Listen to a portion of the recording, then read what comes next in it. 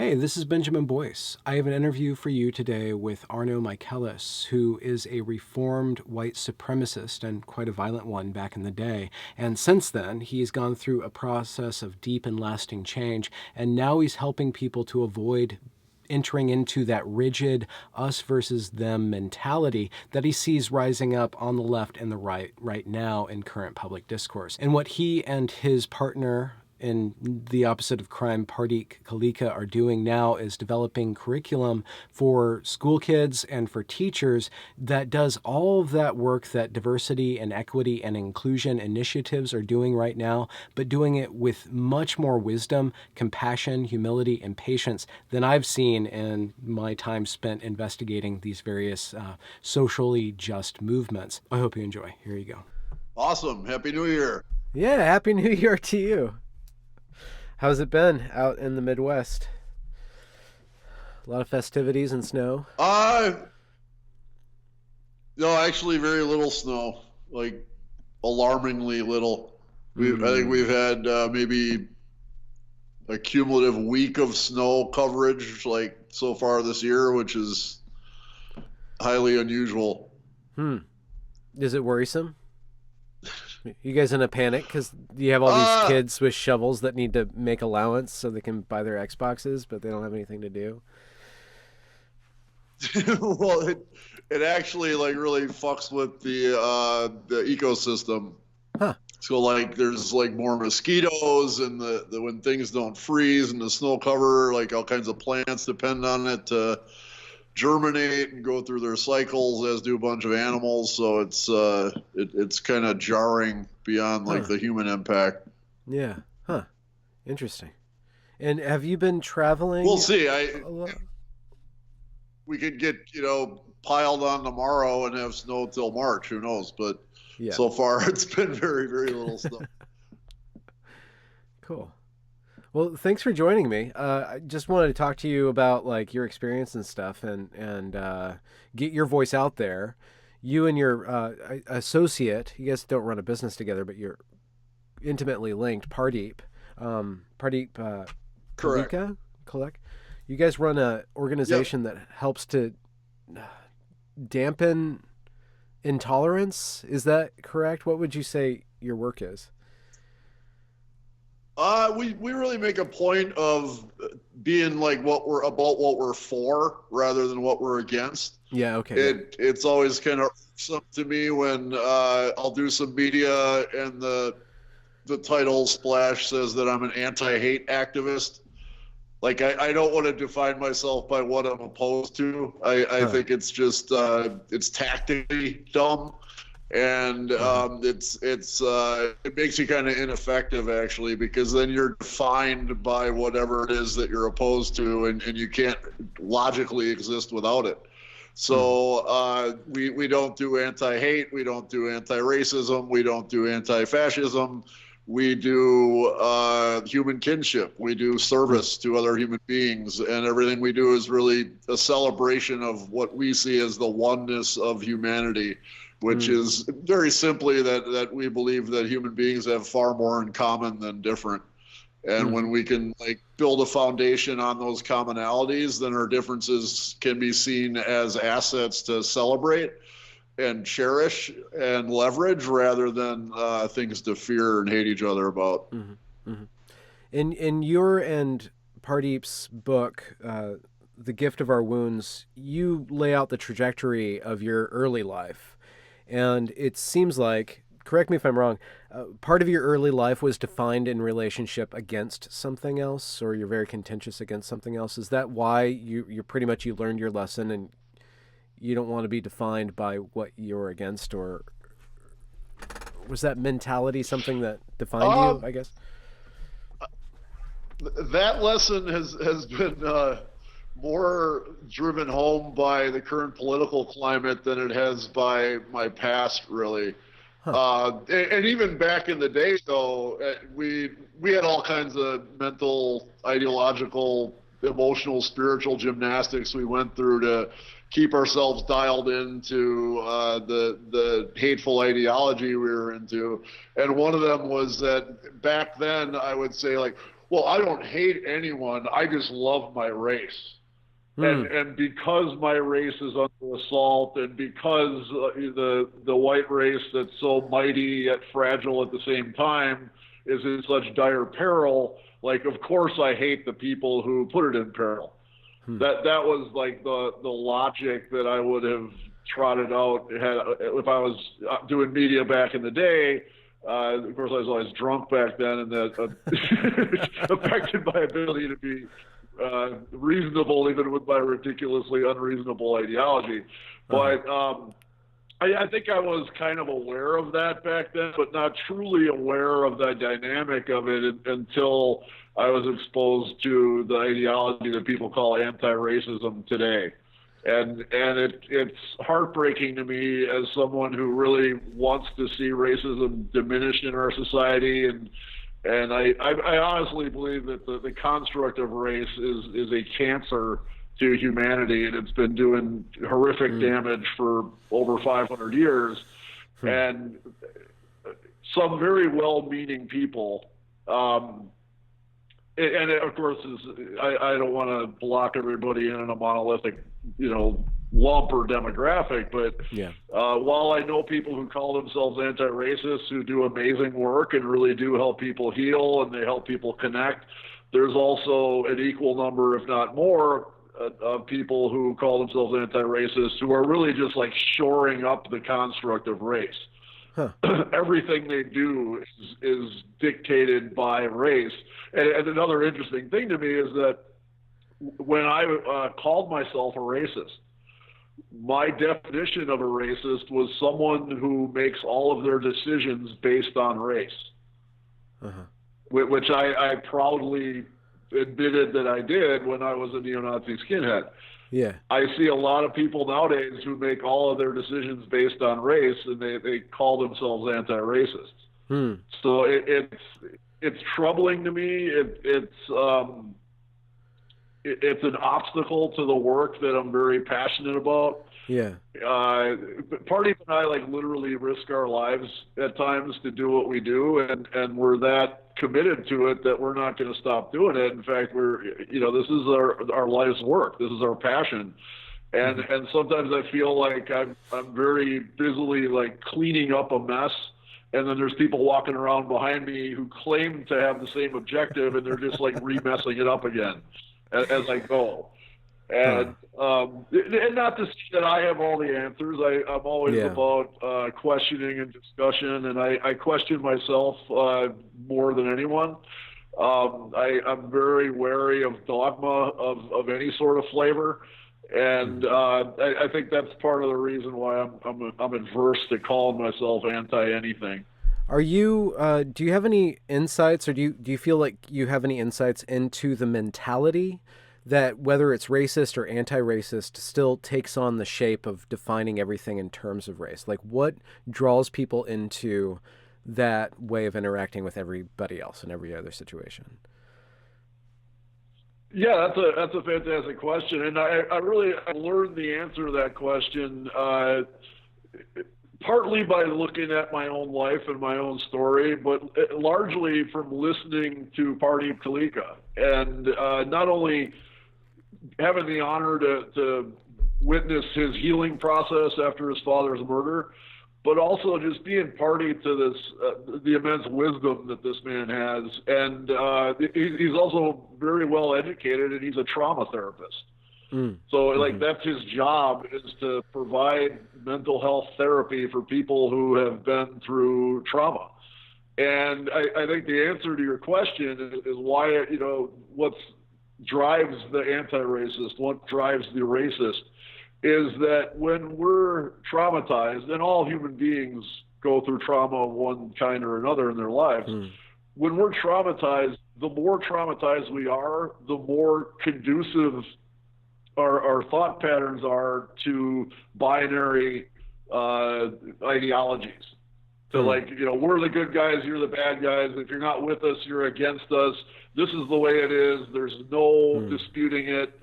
This is not up for debate.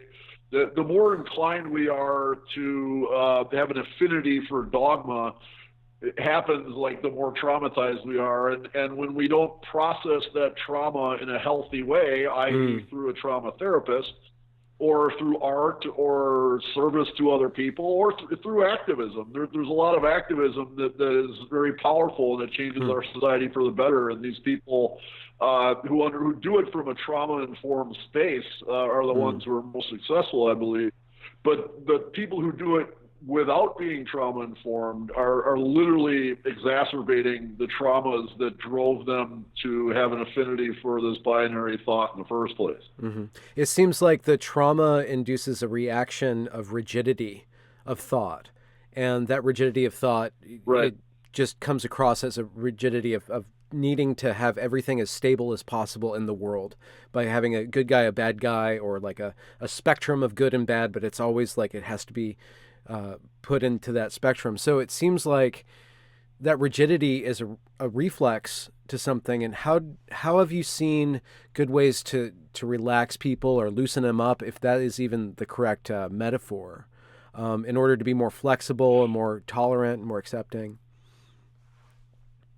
Yeah, and I think it's a great metaphor. Another metaphor is that, if you're on, I love the ocean. I love being in it and under it. I swim a lot. I'm a scuba diver, but because of my post-concussion syndrome, I get seasick really easily. So it's hard for me to be on boats, the rougher it gets. But if you're out at sea and you're seasick, one means of easing it is to, like, if you can see the shore, to like lock onto something in the horizon that's not moving. Like, because that's where seasickness comes from, is our balance mechanisms get all out of whack because everything's moving around. And it's important to understand that when traumatized people are looking for that lighthouse, or they're looking for the shore or the horizon or something that's not moving, that's a very normal human physiological response. So there's nothing wrong with someone who's in that position. It's all of us do it to one degree or another. The problem is when you don't realize you're in that position and you don't realize your affinity to binary thinking, the binary thinking seems like a solution to you, when actually it's binary thinking that causes most of the problems that people who are anti-whatever decry, whether it's racism or sexism or patriarchy or what have you. I think the best way to reach people is through storytelling.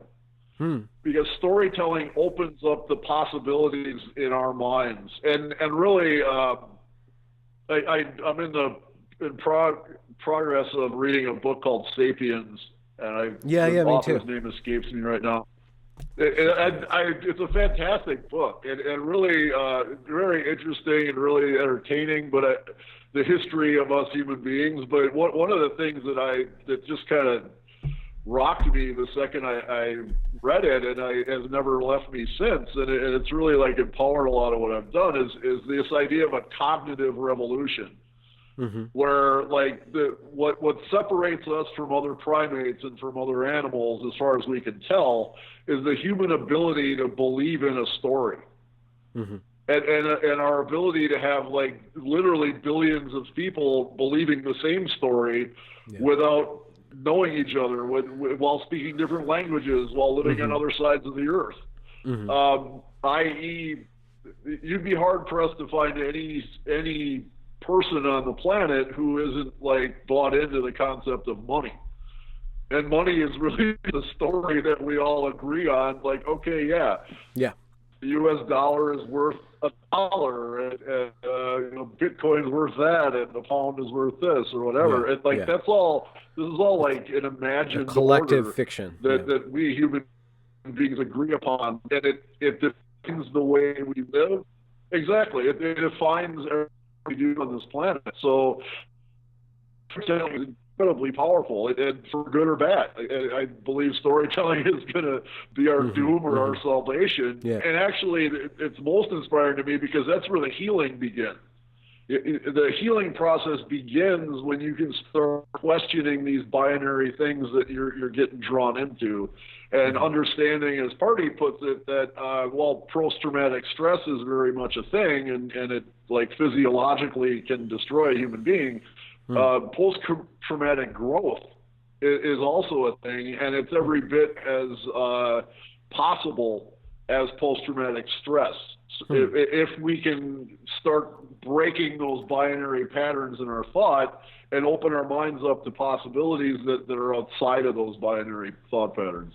Yeah, it seems like almost I'm a little wary of ascribing everybody who gets swept up into binary thinking as a reflex simply to trauma. It seems like with college, a certain swath of college students get swept up in this activist ideology that takes on binary thinking because they were taught that, not because they necessarily have any trauma themselves, but the story itself, the narrative itself is pushed upon them in such a way that they get a sense of trauma through the narrative itself. The narrative evokes trauma, or at least evokes the traumatic response in them. And I wonder if you're suggesting that it's not so much that we need to defeat a bad narrative so much as instill a narrative competence by exposing people to different narratives, so that they just see that life can be lived this way, life can be lived that way, responses to trauma can be this way or that way, and stuff like that. Would you agree with that?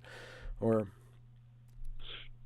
yeah, I think there's certainly there's a agenda-driven movement, if you will, in our universities currently that's bleeding out in all sorts of areas of society, and yeah, that creates trauma. I a lot of times if people aren't bringing their own trauma to the game, or if they have a shred of their own trauma that it's kind of a seed, that it's the pee under the mattresses that they're feeling. Now when you pour on taking the world's trauma onto their shoulders, they become legitimately further traumatized. So I would maintain that trauma is at the root of it, but at the same time agreeing with you that in certain circumstances the trauma is taught. And that's it's a scary thing. It's not helping anybody. It's not freeing anyone. It's not making our society any better place. To me, I'm a huge fan of Occam's razor, so that's why I talk about trauma a lot, because we can talk about all kinds of theoretical things about why people hate, why they love, whatever. But I'm a big Mr. Rogers fan. Mr. Rogers said that. Everything every human being does is either because of love or because of a lack of it.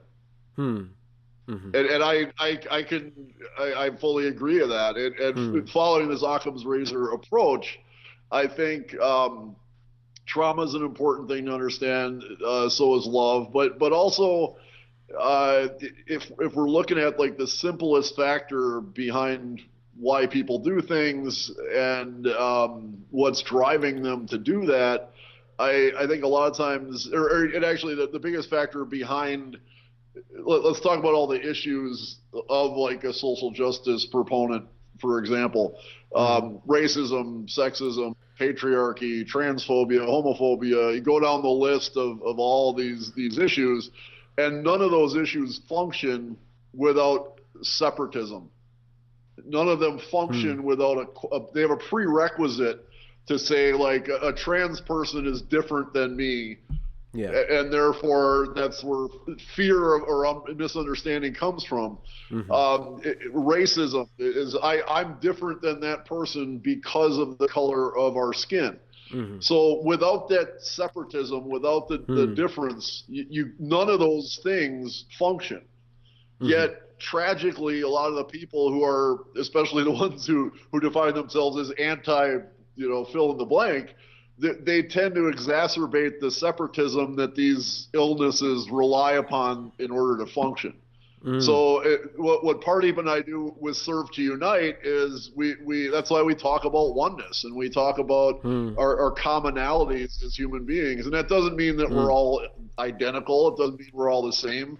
We're not ants, which is why Marxism and other kinds of really drastic social theories don't work, is because we are individuals, and each one of us has a very unique experience. But that being said, as unique as our experiences are, we still have commonalities that I think are more important and more powerful than our differences. Yeah, so it's not the denial of differences, but it's not the magnification of separation. It's the magnification of togetherness or community or speaking across differences, making connections, even though the difference doesn't appear in the connection. But you're drawing attention and you're making more important the connection rather than the disparity or the separation. Exactly. And within that connection is where the answer to racism lies. And go down the line. It's where the answer to sexism, transphobia, homophobia, what have you. If I never met a gay person in my life or anyone on the LGBT spectrum, it's much easier for me to fear them, to think something's wrong with them, to patently say that whatever they are is wrong. But when you sit and talk with someone and you see them as a human being and you really connect with them, like, I understand when they said this, I understand when they're talking about that, because I've felt those feelings myself. Oh, and by the way, they're attracted to men and I'm attracted to women, but like those differences become more arbitrary when you sit down and you connect with someone. I am passionate about LGBT rights because I have friends that I love who are trans, who are gay, who are lesbian, who are bisexual, and they're amazing people. And one of the things that I'll point out to people who are homophobic is I'm just like, do you just like picture everyone you meet having sex? Because I sure don't. Like I don't meet a straight couple and then all of a sudden like their bedroom life comes into my head. It's like it's none of my damn business, and I don't care to be very interested in the particulars of their sex life. I make the same point about gay couples. I know a couple of gay men who have been together for over 30 years, and now finally they can be married to each other. And these are both amazing guys who I love dearly, and they love me, and they're funny, and they're brilliant, and they're kind, and they're compassionate, and they're just great human beings, and I enjoy their company. And while I'm enjoying their company, I don't sit there and think about the mechanics of their sex life. Like it's a non-issue, and it's a non-issue because these are my friends, because they're my brothers, because they're people that I love. If I start at the point where like I will never understand them because I've never experienced the oppression that they have, or vice versa, then where do we go from there? How do we solve the problem of homophobia if we start from this? If point A is that we can't understand each other. Several months ago, the reason that we connected originally, and I don't want to talk about this person, but I want to bring them up to throw into relief a question that I have for you. But we connected because there's somebody who has a similar kind of path in life to you, was a kind of I guess, openly racist skinhead, and then moved into anti-racist deprogramming work. And the way that this person was acting online that I saw is that they went from an us versus them mentality to just another us versus them mentality. It seems like the fundamentalism stayed the same, whereas just the trappings of that did. And I'm wondering how is it different for you? How did you get out of what were the things that allowed you to let go of that rigidity of thought and move into a more compassionate, less binary or more flexible worldview? Like, were there instances, or was it just a very long growth arc? In my case, my Buddhist faith and meditation are huge. It really shapes my relationship with the world. Just practicing being present, practicing being mindful, not worrying about the future or regretting the past, but keeping my mind as present as I possibly can. In that moment where you're present, there's possibility that's just limitless. Like we're not completely constrained by our worry or hindered by our regret. So mindfulness meditation within the Dharma is really just a study of that. It's about interdependence. It's about impermanence. That's been a huge help for me. And within that context, like kind of empowered through meditation and seeing like the flexibility, seeing that your mind can literally go anywhere and do anything. And really understanding that inner peace can only come from within. If my inner peace is subject to something that, go figure, right? It sounds crazy, but it's true. If my inner peace is subject to something that somebody else does or does not do, then it's never going to happen. So it's very empowering to believe that your inner peace is completely up to you. And when you believe that, you believe that other people can do it also, because they're no more or less human than I am. And if I can do this, there's no reason why anybody else can either. So the comfort that inner peace gives is such an asset. When you're working as an activist, you're working with really pressing social issues that are causing acute harm. It's almost a crucial element of your toolkit to have that inner peace and to have that mindfulness approach to the work that you're doing. And when you don't have that, and you don't understand that, it's one thing about understanding it, it's another thing about having it. There are certainly times every single day when my inner peace gets thrown all out of whack by something that somebody else does. So it's not like I'm immune to this. But now I can remind myself, saying, okay, where does your inner peace come from? Who's in control of it? I'm in control of it. Not, dude who's making crazy comments on my Facebook page. So being armed with that knowledge is a big deal, and I think also what's important is this certainly comes into play with the person in question. Humility is an important thing also. Just the ability to admit that you're wrong, to say, hey, you know what, I don't know. I could be. I have a lot of people. We started out talking about what could be seen as some evidence of climate change, and all I know is what I see living here in Wisconsin. It hasn't snowed at all. It's weird. It's supposed to snow. Beyond that, I'm not a climate change expert. So when someone who thinks climate change is all bullshit comes to me and they start rattling off all this stuff, or when someone says climate change is like the most pressing problem facing human beings right now, I listen to both of them.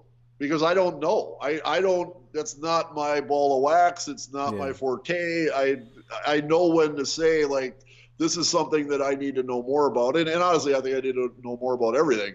So just the humility to say, I don't know is a really powerful tool to use every day. And it also works wonders for your inner peace. just they let dovetail. Go of this idea of like, I must be right. Everyone must submit to my idea of rightness. And it's like, no, you know what? I don't know. So those are both really important things. And I think that when people lose sight of being mindful, and when people lose sight of the power of not knowing, then they very often find themselves in a position where they are jumping from one us versus them narrative to another. To where, and interestingly, in all these us them narratives, of course, the person in question is the protagonist. I would have said I was the good guy 30 years ago when I was attacking people because of the color of their skin. When somebody was doing that 30 years ago, now says they're the good guy when they are, even though they don't advocate physical attacks on people, they're attacking people on Twitter, they're attacking people verbally, and really sometimes just in this really pathetic like display of attention getting. It's because they're not mindful, and it's because they can't just say I don't know. What broke you out of being a racist then? Was it connections, or was it like something in reality just smacked you in the face, or? It was going to rave parties on the south side of Chicago. I'm a man of extremes. I went from being a violent, hateful racist to being like a completely peaceful, loving, like raver and shaking his ass to house music on the south side of Chicago at 4 a.m. on Sunday in some like dilapidated, filthy warehouse with 3,000 people of every possible ethnicity, socioeconomic background, gender identity, sexual identity, whatever. And honestly, being amongst this like hyper diverse group of people and seeing everyone not just getting along, but like literally loving each other, and not loving in a sexual way, but like loving just in a human spiritual way, to look upon someone else and just be like, that guy is my brother, that woman is my sister. And whether my brother or sister, however they were born, or whatever they want to identify, that's fine. If they say they're my brother, if they say they're my sister, that's fine. If they're black, if they're red, yellow, brown, white, whatever, if they're rich, if they're poor, like go down the list of all these things that we fear each other about and that we hate each other about. I saw all that shit like blown out of the water, just like going to rave parties. And drugs were a part of it. Like I'd be lying if I said that taking MDMA in that environment didn't like shock me into seeing a possibility that I didn't see before. And at the same time, I do talks with kids in middle school and high school, and I have to be very careful. I don't want to like tell kids like, oh, just go eat a bunch of ecstasy and that'll sort you out. Like it's not that easy, and it's not that simple. But in my case, those were the things that really made me see that racism was not only stupid and wrong, but it was just like it was not the natural order of things. Going back to the book *Sapiens*, the author like makes a point of how tribalism is something that we've been dealing with forever and will always be dealing with it. I don't disagree with that. But I think you can still, it's up to us what our tribe is. So, we're the only ones that ultimately define what our tribe is. And I would actually quote the first hidden scene in Marvel's Black Panther, which I thought was a fantastic movie. And when T'Challa is addressing the United Nations, kind of like, hey, Wakanda is a thing. We've been here. We're going to share all our stuff with you because we're all the same tribe. That's him showing the leadership and showing the strength of character and the spiritual strength to say, like, I come from a country of these 5 tribes, and we're very starkly divided, but we're all the same tribe when it comes down to it. Like nothing stops us from saying that but ourselves. Is there a way to not overcompensate for, like, for instance, like the social justice stuff or progressivism, which is it looks very tribal, right? And one thing that I got caught up in myself when I critiqued it, I just started getting more and more into being like an anti-SJW thing, and I'm like, they're not my tribe, and I went into tribal warfare with people because they were too tribal. And right. What's the way? How do I embrace somebody who wants to be separate, who wants to form a very tight us versus them rhetoric and behavior? How do I not react to make that stronger? Is there a way? Do I just let it alone, or? No, I really think the key ingredient to successfully navigating those situations is compassion. And again, going back to trauma, if someone is like raging against the white supremacist capitalist oppressor and everything has to be smashed and torn down and straight white guys are the enemy and they all need to be rounded up or whatever. And at times the rhetoric certainly gets that extreme. The reason why they're acting like that is the same reason why neo-Nazis act the way they do. It's because they're hurt, and it's because they haven't processed trauma that they're going through and their historical trauma in a healthy way. And it's one thing to observe that, and it's another one to get them to buy into that and say, oh yeah, wow, I need to go to therapy, or I need to process this trauma. Typically the latter is not, it's nowhere near as easy, but the former is something that's completely up to you. It's completely up to me. Is when I see someone spouting separatist rhetoric from either side of the political spectrum. And both of when you get to the political polls, they are literally mirror images of each other. It's critical thinking shuts down, dogma takes over. It's us versus them. We're right, you're wrong. We're oppressed, you're the oppressor.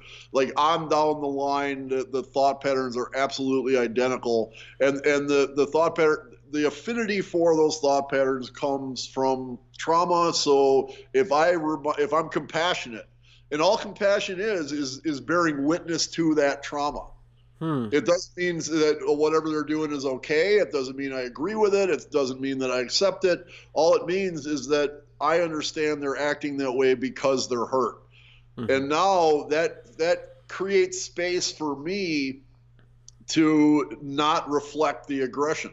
Oh, okay. Yeah. And to not feed into this cycle that's like creating this very like magnificent sense of polarization that's happening in our society. So I think compassion is and I love the word weaponized, and I love the idea of weaponizing compassion and weaponizing forgiveness.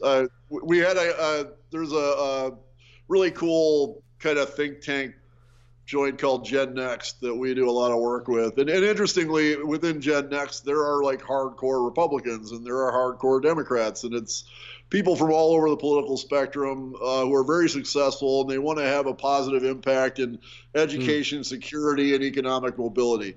And they've been huge supporters of ours for 8 years now. And it was Pardeep and I walking around New York City with their executive director, Michael Davidson. And Michael is the one who observed. He's like, you guys like weaponize compassion. It's just the most amazing thing. And I never thought of it that way before. I'm like, yeah, that's exactly, yeah, Michael. Hell yeah, that's exactly what do you mean by that? What do you mean by that?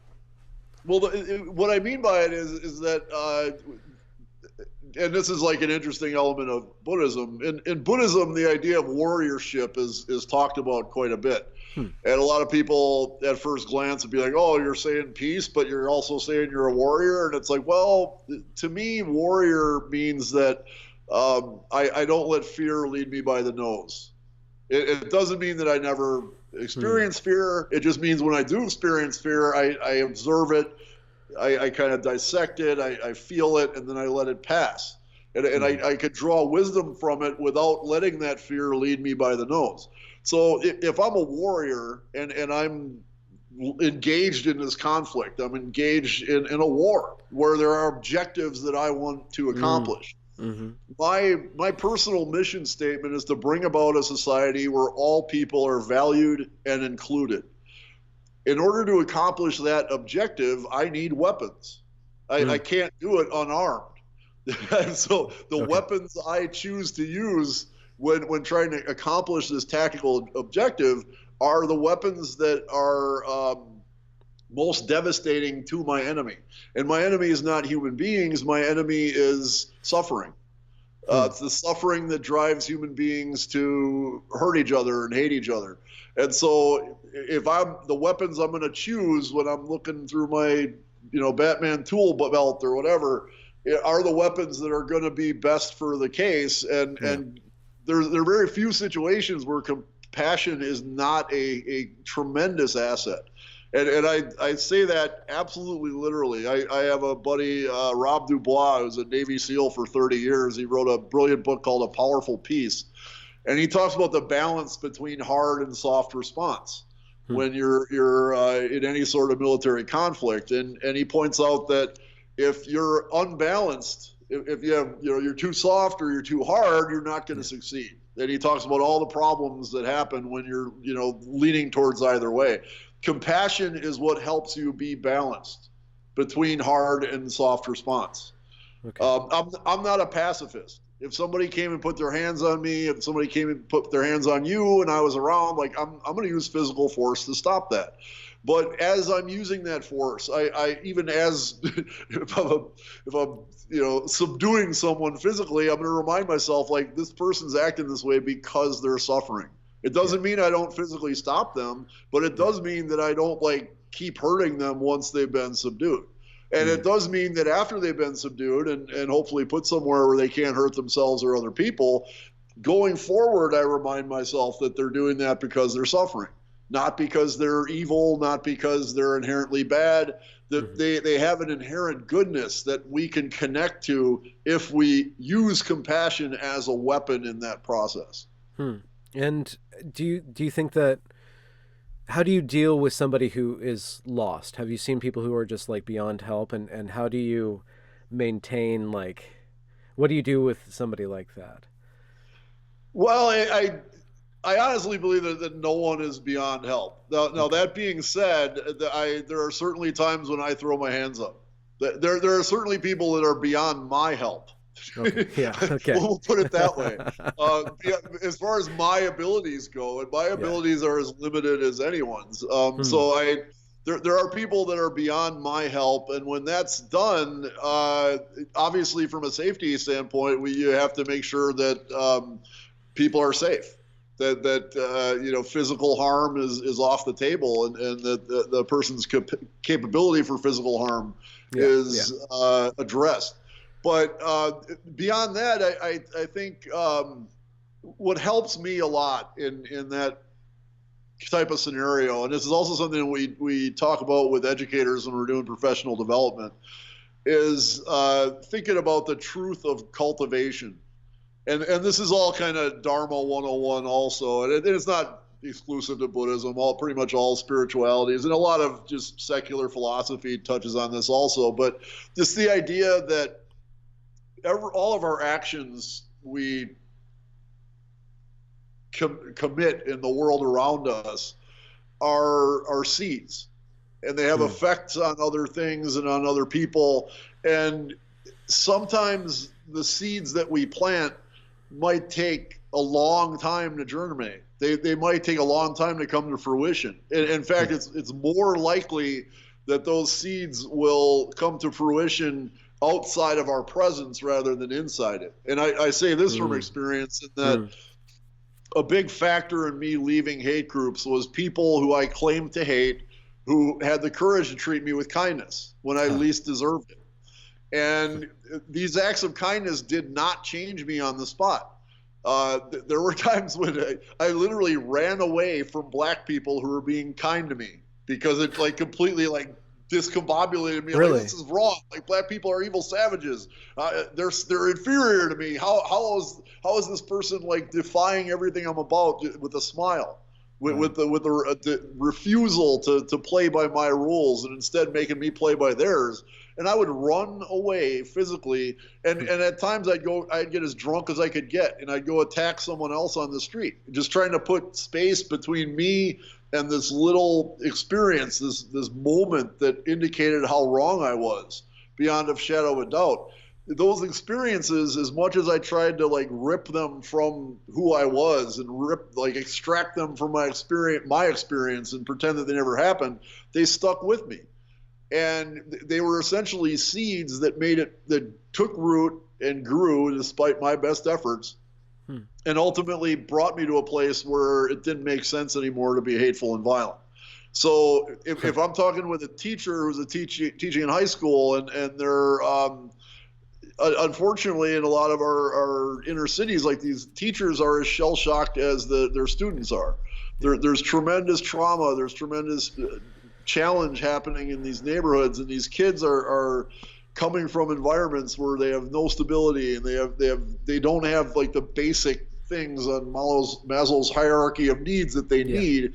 And it affects their behavior, which affects the classroom, which affects the teachers, and the teachers are just I'm just doing time. I'm just getting a paycheck. I just need to survive this. And I can relate to all parties involved. I can understand that they're all coming from a place of trauma. But my advice to the teachers is, as difficult as a student may be, when you are spending time with them and you are legitimately giving them all that you are giving them all your attention and all your presence, and you legitimately care about them, even though they might punch you in the mouth in response, the fact is that there's a very good possibility that sometime in that student's life, it might be a year from then, it might be 10 years from then, that they'd be sitting there having that thought like, well, Mr. Boyce was right.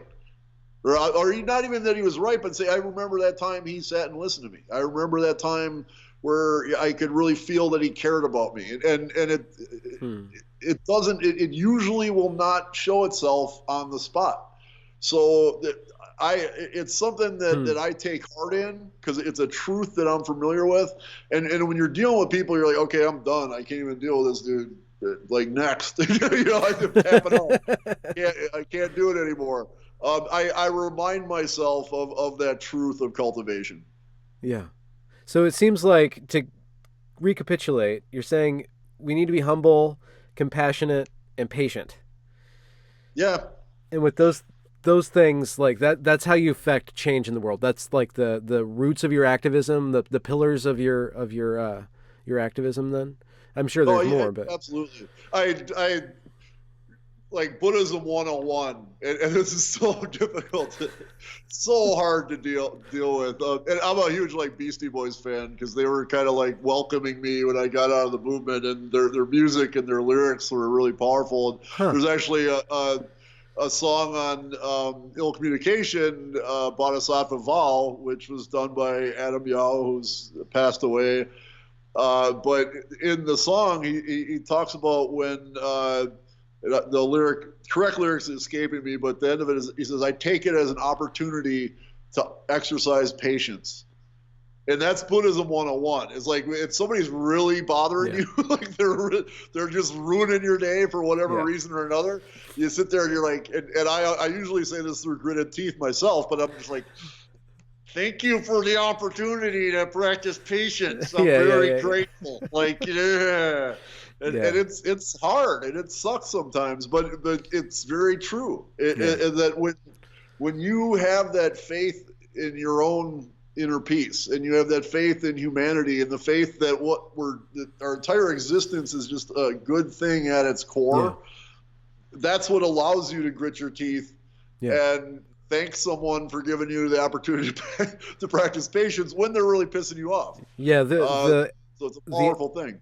The etymological root of patience is actually to suffer. And I learned that when I was working in preschool and having to exercise patience. It's not just a detachment from the moment. It's an engagement with the moment of just like, I will suffer on your behalf. I will. So just that's a beautiful element of that. I was not aware of the etymology of that. It reminds me of I have a friend who's a former Israeli settler who was like very violently, removing people from land he felt was his, and very much like exacerbating the conflict there. And he has since kind of turned his life around, and he now works for weaving social fabric between Israelis and Palestinians. But he had told me that in Hebrew, and I even if I knew the words in Hebrew, I wouldn't attempt to pronounce them. But in Hebrew, the root word of their word for freedom is responsibility, which I think is incredibly profound. Freedom is not just like doing whatever the hell you want. Freedom is root, like true freedom. Like freedom from being swayed by all the things that are happening around you, which I think is really the only true freedom. That true freedom, it carries with it a prerequisite of responsibility. You need to be responsible for it in your heart, first and foremost. And so it's a cool thing to study where words come from. It seems like, I mean, we can get into the word games and stuff, but just you talking about freedom and responsibility, and it seems like with a lot of the well-intentioned activists, they end up taking too much responsibility, which has to do with them not being humble anymore, like taking too much responsibility, wanting to make too much change right now. And in that process of rushing and assuming too much, they end up reducing people into smaller and smaller units that just need to be pushed around or reshuffled or shoved out of discourse and stuff like that. So it's interesting that's kind of like the progress that I see happening. I think that's certainly fair to say, and while I agree that that's a very acute problem in itself, it's I always remind myself that the last thing you want to hear when you're talking about an acute problem that is causing you pain, like as we speak, is that, well, it's eventually going to get better. Yeah. Like yeah. you don't want to hear that. That's yeah. that, yeah. and it's, whether or not it's right is beside the point. The point is, like, I'm hurting now. Something needs to change, like, this instant, and I'm not going to just sit and wait till it gets better. I want to do something about it. So when people, I need to be mindful that that's where people are coming from a lot of the time. Yeah.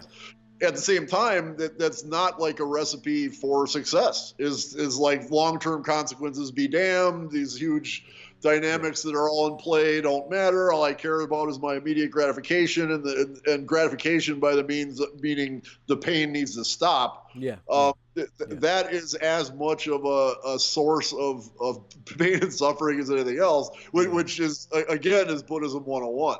The first noble truth of Buddhism is just that life is suffering. There's no getting around it. There's no, we're gonna suffer, even though we don't want to. And this like desperation that we human beings naturally have to try to avoid suffering is part of the problem also. Are you and Pardeep, you guys work locally, or are you branching out, or are there any new initiatives on the horizon? We've been working, our Serve to Unite program has been focused in Milwaukee, Wisconsin. Up until a year ago, all of our schools were in the Milwaukee area. Just this year, we've added 2 schools that are, one is in rural Wisconsin, like way out in the sticks. The other one's a suburb of Madison. And so now we have schools in our program from pretty drastically different areas of Wisconsin, and the kids from these areas have those corresponding differences in experience and in just who they are, demographics. We're excited to take the Serve to Unite concept internationally. Part of what Serve to Unite does is we connect young people with people we call global mentors, who are you typically either former violent extremists like myself or survivors of violent extremism like Pardeep, who are from all over the world and have like really amazing stories themselves, but also do really powerful work. And a great example of that is a dear friend of mine, Søren Lerche, who is from Hillerød, Denmark. It's about 45 minutes northwest of Copenhagen. Søren is a former Antifa. And we were both kind of contemporaries. So when we were both in our heyday, like, we literally would have killed each other. I drive around Copenhagen with Søren, and he'll be like, yeah, in that corner once I spied a neo-Nazi, and I texted it into my buddies, and then 10 of us jumped him and stabbed him. Like, if they suspected you were a neo-Nazi, they'd chop down your door with a fire axe and whip a Molotov in your house. And it's like, it's easy for me to like lose sight of my brutality and be like, well, you guys are nuts. But like, I think about things I did that were equally abhorrent. And just the friendship that Søren and I have nowadays is something I'm super grateful for. But like, our connection with Denmark, it happens on all kinds of levels.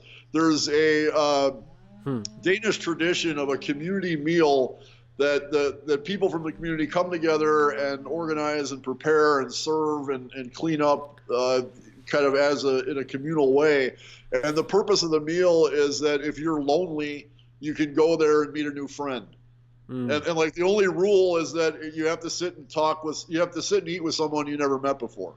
And it's called Fællespisning. And I've seen Søren organize these in Hillerød for the past few years. And he started out with like 50 people, which was amazing for a start out. But now he has like 200, 300 people at all these Fællespisnings. And they're all like the elderly people in Hillerød are so dialed into this. They're like, oh, it's time for Fællespisning. And they're helping to cook it, and they're doing the dishes, and they're sitting and talking with people. And the first one I went to, there was a guy from Bulgaria there. He was like in his mid-20s, and he had come to Denmark is seeking opportunity. Bulgaria was a mess, and he was like, yeah, it's Denmark, so I got a place to live, and I got food, and I have health care, and I'm going to school, I have everything I need, and I'm looking for a job, but like I don't have any friends. And he was like, there were tears in his, like, welling up in his eyes, where he's like, I've already made 2 friends today at the Spanish thing. Like, we're gonna hang out next weekend. Like, it was just like, you could see this guy's entire world has changed because he sat down and had a discussion with someone, and he has a new friend. So we have students in Milwaukee now who are organizing a Fehlspeisning under Soren's direction. Oh. Just last Friday, that we had Soren in class via Skype, and the kids were asking him about his past and like his story, but they're also like, what's the best kind of food to serve for Fehlspeisning? How do you promote it? Like, where should we have it? And Soren's having that conversation with them. So like that's how Serve to Unite connects places all over the globe. And we're really excited to do that. We've also just returned from Baraboo, Wisconsin, where there was a viral photo of a bunch of Baraboo High School seniors giving Nazi salutes. This photo that happened, and we worked with the kids who were in that photo. We worked with, we spent an entire day at that high school. We did a keynote for the whole school, and then we had 6 breakout sessions with smaller groups of students from the entire school, really getting into some deep discussion about what happened, why it was a big deal, and how to respond to it. And I was like most blown away by one young man in particular who was in the photo. And he was like kind of the ringleader of the accountability for it. He came out and said, like, when this first happened, I was like, whatever, it's not a big deal, get over it, blah, blah, blah. But then, like, the more he opened himself up and the more he was able to say, look, maybe I don't know everything. Maybe I should listen to people when they tell me why this hurts them and why this is such a harmful thing. And once he did, he was like, I need to be accountable for this. Like, and if some of these guys in this picture aren't going to be accountable, then I need to be all the more accountable. And what kind of took it to another level, and this is like a high school kid, he was like, I understood that my response to this incident is going to define the rest of my life. Like, this is going to be the difference between me being like a CEO or somewhere or being a burger flipper. Like, am I the type of person who leads and takes responsibility and says, hey, you know what, we fucked up. Like, we need to answer for this. We need to be accountable. And, like, let's talk about ways we can do that. Or is he the guy that says, yeah, whatever, get over it, it's not a big deal. And which one of those people are going to be successful in life? It's not the person who just brushes off their mistakes. It's the person who really not only learns from them, but like leans into them and says, hey, how can I be better from this? And how can I serve people who may have been affected by what I did? And to provide, like, it seems like that's a worthy goal, and it seems like for whatever reason you guys have a recipe to provide an awakening from within rather than an imposed sort of, this is why you're wrong and this is, because where does that go? Absolutely. What's the end of, like, this is why you're wrong? If the person doesn't doesn't recognize that, they'll just keep on doing it. Or absolutely. And I'm a huge proponent of restorative justice. Could you define that? Because that gets thrown around and abused a whole lot. It becomes kind of loaded. Restorative justice to me is a process. Simply put, restorative justice is a process to bring an offender to a point to understand the harm that they've done and to be accountable for it. You're not going to make someone understanding and accountable by punishing them. You can't bludgeon someone into being understanding. You can't bludgeon someone to being accountable. So restorative justice, and there's all sorts of different ways to do it. And I would add to this that I'm very wary of throwing the word justice around. And the reason why is because justice there's no scenario where justice is not a subjective thing. Yeah, it's a going back balance of to severity and mercy, or hardness and exactly. softness. It's totally situation dependent. And it's demographic dependent. It's like your background is going to define what your vision of justice is. Hmm. Half the people in this country think that the death penalty is justice, and the other half think it's the biggest injustice ever.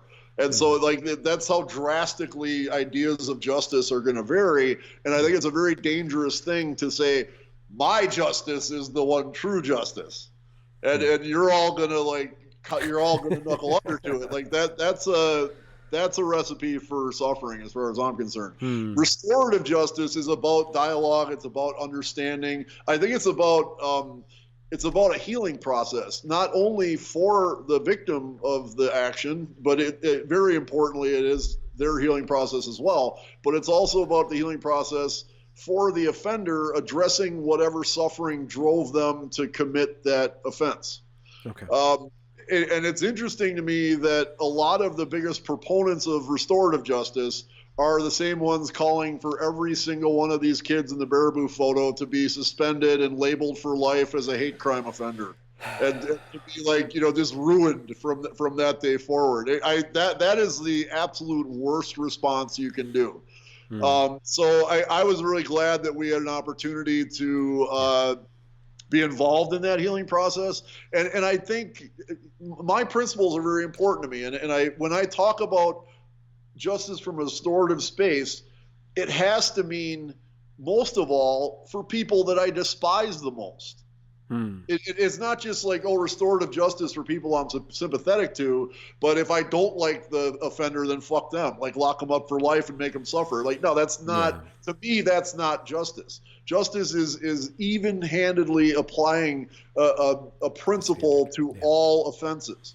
And I understand it's difficult, but if we're going to be a proponent of restorative justice for the kid in the inner city who murdered a 13-year-old in a drive-by just from a stray bullet, then we also need to be a proponent of restorative justice for the kids in Baraboo who, in just like a moment of teenage dipshittery, decided it would be funny to do a Nazi salute. Like, you don't. It's not subject to the whims of our political and social affinities. It has to be applied evenly across the board. And by the way, I'm an advocate for restorative justice in both of those scenarios. Yeah. Absolutely. The whole people commit crime because they're suffering. So making them suffer more is not going to result in less crime. To me, it's just simple logic. Well, Arno, it seems like what you're peddling requires so much maturity on behalf of everybody that it's like... it does. That's a good point. And I would point out that in many ways, I'm one of the most immature people you're ever going to meet. I think I'm working on my 7th childhood right now, and I'm pretty much committed to never, ever becoming an adult.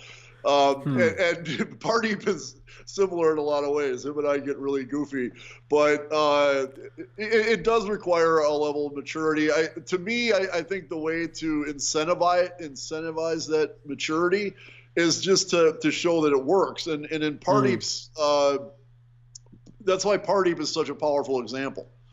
Pardeep is a man whose entire being, his community and everything he was like brutally attacked by a very hateful, miserable man who said that not only did Pardeep and Sikhs in general, not only did they not belong in the United States, they didn't belong on the face of this earth.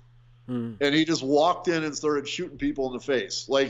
You'd be hard pressed to into a place of worship on a beautiful sunny Sunday morning. And Pardeep responds to this not just by saying it, and I love this. He's like, to him, forgiveness is vengeance, and this is a big point that we want to put front and center, because all these activist people, they want to fight, they want to smash something, they want to fight for the oppressed people. It's like, okay, well, if you want to really have your vengeance on the white supremacist capitalist oppressor, what does that look like? Does that look like this endless cycle of domination, ideology, and suffering and oppression, or does it look like freedom from all of those things?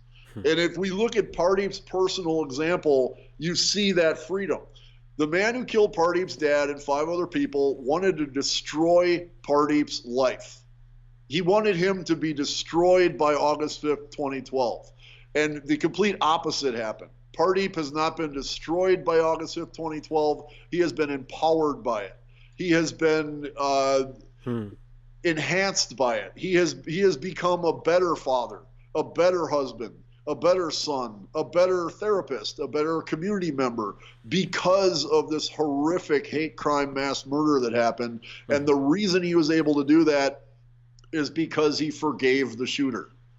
And he said, I refuse to give you 1 ounce of my energy that could be used to be a dad to my 4 kids, to be a husband to my wife, to be a son to my widowed mother. If he were sitting around stewing about Wade Michael Page or stewing about hate groups or stewing about white supremacy in general, that's all energy that's drawn away from the things that he really cares about in his life. So to have vengeance, to truly defy the objective of the shooter, he forgives him. That's weaponized forgiveness. And so if we're talking about you need a level of maturity, I want to start out by talking to someone's self-interest. Be like, what do you want? I want to smash the white supremacist capitalist oppressor. Okay, what's the best way to do that? What does that look like? Does it look like letting the white supremacist capitalist oppressor like rent space out in your head and live there for free every waking moment of your life? Or does it look like you thriving and helping other people thrive and helping other people heal despite white supremacy, despite economic systems that you find oppressive, despite these huge macro issues? Like, which one truly is victory? Which objective are you after? And so appealing to people's self-interest, I think, is a very important part of the process. And that's when somebody sees what you got. They see something successful. They see Pardeep and the success that he's had in the aftermath of this atrocity. It's even the most immature and the most suffering person is going to have that inkling in their head to be like, I need what this guy has. Like, I need to listen to him.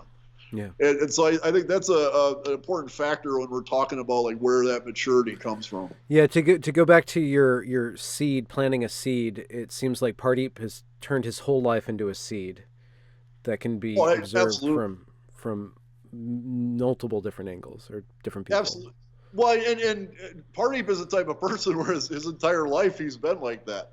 Even when he was when Pardeep was the first person in his family to ever graduate from college, and he graduated from Marquette University here in Milwaukee. It was a very prestigious Jesuit college. If you talk to any doctor or lawyer in the Midwest, like half of them came through Marquette. Okay. It's a type of a school where not only the quality of education, but the network you're plugged into really empowers you to be or do anything you want. So with Pardeep's degree, he could have went on to be an attorney or a doctor or a banker or whatever type of job that would have brought him all sorts of success. And instead, he chose to be a cop in the core of Milwaukee's inner city because he felt it was his duty to serve the people in the neighborhood where he grew up in. So this is, you're talking about the type of person who is kind of naturally like this. And most people aren't. It's a sad fact. But I also think that all comes into play to really like underline the power and just the grace of everything Pardeep has been able to do since August 5th. And it's absolutely something that I think any human being on earth can look at and say, I have a lot to learn from this guy, and I'm going to humble myself and do that. So you guys have a book, The Gift of Our Wounds. Is there a website that people can go if they want to support you or get more information? Is there like a resource that you guys have? Yeah, absolutely. Our website is giftofourwounds.com. Okay. And on giftofourwounds.com, our main page is really to highlight the book, and it'll bring it all to online outlets where you can get it. Yeah. The book is from St. Martin's Press. It's in Barnes & Noble. You can go buy the physical book at finer bookstores everywhere. It's available online in every format. And the same website will also link to our Serve to Unite site, which is at serve2unite.org. It's a subdomain of the GIFT website. And I'm also very excited about a project we just kicked off last year called GIFT Magazine. And GIFT Magazine is a collection of content that we're creating. Some of it is written, some of it is video, but it's all storytelling about other people who have found the gift in their wounds. Yeah. So it's a really fun. It is fun to explore at times. As serious and as traumatic as our wounds can be, like finding that gift in them can really just change the way everything in your life looks. And so far already, we've had interviews with like really amazing civil rights icons like Dr. Bernice King, the daughter of Martin Luther King Jr., and as well as like just people that I know from here and there who wrote about the wounds that they've incurred. One of our more recent stories is from a young lady named Claire LePat, who I met at a talk at her high school in Philadelphia. And since then, her and I bonded because we both have post-concussion syndrome. So we were kind of talking about the woes of that. But Claire's Jewish, and her mom and dad were in Pittsburgh the day of the Tree of Life synagogue shooting, and they were actually going to that synagogue. And just because of like circumstances, they ended up not being there. And Claire writes about her experience of like how shocked she was to like think about how her parents narrowly avoided being in the midst of that shooting, and the wound that she felt as a Jew and as someone who's connected to that society. But also the gift that she found in this situation was not only how all these various communities came together behind the Jewish community of Squirrel Hill, but especially how the Muslim community like really mobilized and like raised money to cover all the funerals and like just absolutely just went and stood next to the people from the Tree of Life Synagogue. So like that's an example of the kind of content that we have. Dr. Bernice King did a video interview with us talking about the gifts of her wounds and also how we can see value in the wounds that we've experienced as a society, and that actually our salvation lies within those wounds. I went to a very progressive college very recently, and I was subjected to these privilege workshops like at the beginning of every year, and I really wish that like you guys were the ones who were teaching this stuff, because instead of having the professor or whatever like outline who's the most privileged, therefore they need to be the most subservient, which is what they literally did, which is literally what Hitler did too. You know, it would be great, and I really hope that somehow your curriculum can just go into all these different spaces that are for inclusion and diversity and equity, which in my research is basically the opposite. What you guys have going is truly the key, is truly the stuff that everybody else is claiming to have. Not everybody, but these other departments have. Do you guys have any plans of making this curriculum, bringing it to workshops and trying to get into the academy a bit? It's funny you should mention that, Benjamin, because we were actually, it's the nature of these things is like, yeah, we've been like putting the finishing touches on this curriculum for about the past 9 months. Well, I thought you were going to say 9 years, but yeah. we're still 9 months. It's a human gestation period. We're very close to releasing a package of curriculum based on our work and these themes that we discussed today. We're very excited about it. And in the meantime, Pardeep and I do professional development for teachers. We teach classes. I've done white privilege workshops for teachers, and I continue to do them. And the first thing I talk about is really the loaded nature of that term, and how it's unfortunately like used as a bludgeon to silence people and to try to establish some sort of like hierarchical order of like who gets to talk and who gets to be listened to and who doesn't get to be listened to. And that's step one, to really like find the value in this idea of privilege. And I do find value in it. It's, again, we were talking about words earlier. Like, we need the right vocabulary to talk about this situation that we're in. And there was a time when privilege like could have been a very valuable bit of vocabulary, but it's been so politicized and so just beat to death and so misused that it's really something that I don't. It's not something I use unless I'm asked to talk about it. Yeah. What's the useful concept? What's the useful use of that concept? The useful concept is just that this is when I do a white privilege workshop. The first thing I talk about is this. My grandpa Georgie, my mother's dad, flew. He was a navigator in a B-17 during World War II. He flew a number of missions, bombing missions over Germany.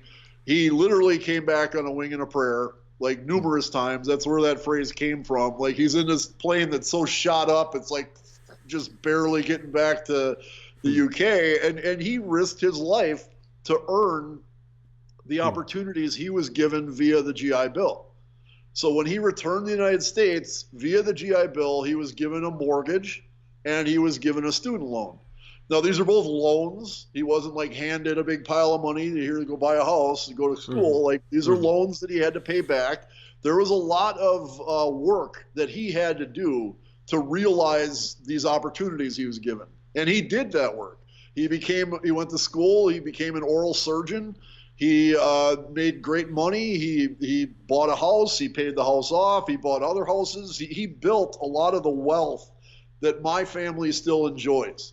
And frankly, this is wealth that allows me at 48 to be like, I'm going to be a filmmaker. I'm going to be an author. Yeah. I'm going to do this. I'm going to do that. I get to take all these risks that people who don't have this family wealth couldn't do, because they'd have to be like, look, I got to pay the damn bills. And now there's people of every demographic who are in that situation where they don't have the luxury that I have, the privilege that I have. And there's people of every social, people on the other side, people who are born into these opportunities. The reason, this is where race comes into this, is because even though the GI Bill after World War II was expressly stated that it can't be discriminated against. They can't discriminate against the people who get it. The facts were that, first of all, the military was segregated, and very few black people were allowed into the military. So first of all, there's fewer black GIs. So they're not going to get the same opportunities that my grandpa got. Second of all, the administration of the GI Bill was left up to local municipalities. So even though that the language at the federal level says you can't discriminate, if a black soldier walks into the county office in the sticks of Alabama and says, hey, I'd like my GI Bill mortgage, they're going to be like, yeah, sorry, you don't get it because of this, because of that. And they're being denied the same opportunities that my grandpa was given. Now, the GI Bill, like 99% of it went to white people because of these various factors. And that means people like my grandpa and like I grew up in a bougie white suburb. All the kids I knew all had the same kind of generational wealth to draw upon and to take risks from. And there's black kids in my neighborhood. There's more black people in my neighborhood than there were when I was a kid.